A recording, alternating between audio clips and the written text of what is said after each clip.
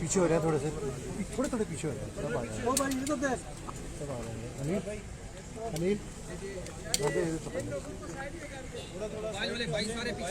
یار نیچے کر دیں موبائل بھائی پلیز.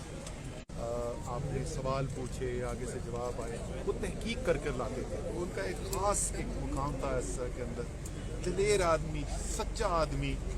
اور مجھے یاد ہے میں نے آج سے کوئی 2 مہینے 3 مہینے پہلے یہ کہا تھا کہ مجھے کوئی شک نہیں ہے اس کے اندر کہ آگے تحریک انصاف کی حکومت ہوگی. اگر ہم کوئی ایسا کام کریں گے جس کو ارشد شریف سمجھتا ہے کہ ملک کے لیے اچھا نہیں ہے, اس میں ہماری بھی ویسی ہی تنقید کرنی ہے. جیسے میں نے کہا ہے جس کو وہ سچ سمجھتا تھا وہ بولتا تھا, دلیری کے ساتھ, بہادری کے ساتھ, وطن سے محبت کرنے والا, عشق کرنے والا, جو اس کو ورثے میں ملا تھا وہ ورثہ اس کا نظر آتا تھا اس مٹی سے محبت کا.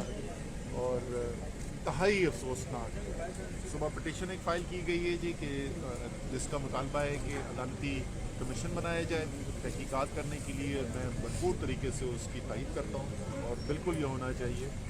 جو بیک گراؤنڈ ہے, پس منظر ہے, اس کی وجہ سے یہ بہت ضروری ہے کہ سچ جو ہے سب کے سامنے آنا چاہیے. اچھا شریف صاحب بڑے پروفیشنل جرنلسٹ تھے, ان کے کیا تاثرات ہیں؟